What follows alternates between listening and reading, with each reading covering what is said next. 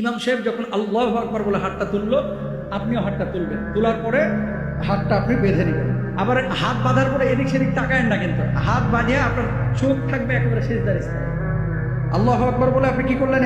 প্রথমবার হাত বেঁধে নিলেন, সুবহানাকাল্লাহুম্মা ওয়া বিহামদিকা ওয়া তাবারাকা ইসমুকা ওয়া তাআলা জাদ্দুকা, ছানা পড়লেন। ছানা পড়ার পরে আবার আল্লাহু আকবার বলে ইমাম সাহেব হাত তুললো, আপনারাও হাত তুলে হাতটা ছেড়ে দেবেন। আবার আল্লাহু আকবার বলে ইমাম সাহেব হাত তুললো, আপনারাও হাত তুলে হাত ছেড়ে দেবেন। কয়বার গেল? দুইবার হাত ছাড়লেন। এবার আল্লাহু আকবার বলে ইমাম সাহেব আবার তাকবীর দিবে, আপনারাও তাকবীর দিয়ে ইমাম সাহেব হাত বাঁধবে, আপনারাও হাত বেঁধে নেবেন। আর ডান বামে তাকাবেন না, তাকাবেন হচ্ছে নিচে নিচে সিজদার স্থানে। এবার ইমাম সাহেব হাত বেঁধে নিল। তাহলে প্রথম রাকাতে হাত ছাড়ছেন কয়বার? দুইবার। মনে রাখবেন, প্রথম রাকাতে কয়বার? দুইবার হাত ছাড়ছেন। ইমাম সাহেব সূরা ফাতিহা পড়বে, সূরার সাথে সূরা মিলাবে, আপনারাও সূরা ফাতিহা শুনবেন এবং সূরা মিলাবেন। এখন আবার অনেকে প্রশ্ন করবে, হুজুর আমরা কি সূরা ফাতিহা পড়বো কিনা? এটা ইখতিলাফি মাসাইল, মানে সূরা ফাতিহা আপনি পড়বেন কিনা। ইমামের কেরাতি আপনার জন্য যথেষ্ট, তবে সূরা ফাতিহা ইমাম সাহেব পড়ার পরে যখন বলে আলহামদুলিল্লাহ রাব্বিল আলামিন, এই যে গ্যাপ দিচ্ছে, তখন আপনি আলহামদুলিল্লাহ রাব্বিল আলামিন বলে ফেলবেন। মানে ইমাম সাহেব যখন ওই যে আয়াত শেষ করতেছে, এক নাম্বার, এটা একটা রায়। ইমাম সাহেব যখন আয়াত শেষ করতেছে আপনি তখন বলতে পারেন, এটা হানাফি মাযহাবের একটা রায়। তবে আপনি যদি নাও বলেন, নাও পড়েন, আপনার নামাজ হয়ে যাবে।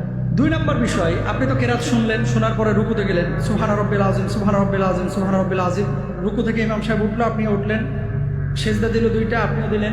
সিজদার মধ্যে কি পড়বেন? অন্য নামাজে যা পড়েন তাই পড়বেন। সিজদা থেকে ওঠার পরে আল্লাহু আকবার বলে ইমাম সাহেব যখন উঠলো, ওঠার পরে ইমাম সাহেব কিন্তু শুরুতেই সূরা ফাতিহা পড়েন। আপনারা পড়বেন বা শুনবেন, দুটোই জায়েজ আছে। দুই নাম্বার হচ্ছে সূরা ফাতিহা, সূরা শেষ, এবার ইমাম সাহেব কিন্তু তাকবীর দিবে। খেয়াল করেন, ইমাম সাহেব তো হাত বাঁধাই আছে, আপনাদেরও হাত বাঁধা। আল্লাহু আকবার বলে ইমাম সাহেব হাত তুলে হাত ছেড়ে দেবে, আপনারাও ছেড়ে দেবেন। কয়বার গেল? একবার। দুই নাম্বার, ইমাম সাহেব আবার আল্লাহু আকবার বলে হাত তুলে হাত ছেড়ে দেবে। তিন নাম্বার, আল্লাহু আকবার বলে আবার ইমাম সাহেব হাত তাকবীর দিয়ে হাত তুলে হাত ছেড়ে দেবে। তাহলে হাত ছাড়লেন কয়বার? তিনবার। চতুর্থবার আর কিন্তু হাত বাঁধবেন না। অনেকে কি করে, ওই হাত ফেলার পরে এদিকে দিক তাকায় যে কিরে এখন কি করবো, এরপরে একবার বাঁধে একবার ছাড়ে, বাঁধে একবার, কার্টুনের মতো দেখা যায়, মানে একেবারে হুলস্থুল কারবার না। হাত ছেড়ে রেখে দেবেন। এরপর ইমাম সাহেব তাকবীর বলবে, আপনি রুকুতে চলে যাবেন। আবার রুকুর তাসবিহ পড়লেন, সামি আল্লাহু লিমান হামিদা বললো, দুই সিজদা করলেন, সিজদার পরে সালাম ফিরে নামাজ শেষ করলেন। এরপরে কি করে? জুমার নামাজের পরে যেগুলো হচ্ছে সুন্নত চোখ, যেগুলো সুন্নত পড়ে না, এগুলো কি করে? দুইটা জুতা নিয়ে মনে করে ছাগলের মতো দেয় দেবে। ঈদের নামাজের খুতবা কিন্তু পরে, এটা শোনা আপনার জন্য ওয়াজিব। যদি এই খুতবা না শুনেন আপনার গুনাহ হবে, ওয়াজিব তরফের কারণে। কেউ খুতবা না শুনে বাড়িতে যাবেন। আর ইমামদেরকেও আমি বলবো যে শক্তভাবে আপনারা হ্যান্ডেল করবেন এগুলো। ওই কী করে, সভাপতিও খুশখুস খুশখুস করে, কারণ টুপি ছাড়তে হবে, কালেকশনের বিষয় আছে।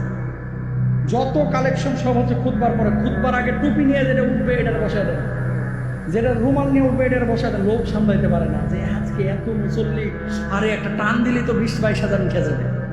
সভাপতি সাহেবের নামাজ হয় কিনা, সেক্রেটারি সাহেবের নামাজ হয় কিনা, এটাও সন্দেহ আছে যারা এরকম আর কি টেন্ডেন্সি। আরে ভাই, যেটা মসজিদে আছে এটা আসবে, এটা তো আপনার বাড়ির টাকা না, ঈদগাহের টাকা বা মসজিদের টাকা। এত ভাবার কি আছে? খুতবা শেষ, এবার ইমাম সাহেব দুরূদ শরীফ পড়েন, তাকবীর বলেন, আল্লাহু আকবার, আল্লাহু আকবার, লা ইলাহা ইল্লাল্লাহ, এগুলো পড়বেন। শেষ সময় আপনারা কালেকশন করেন।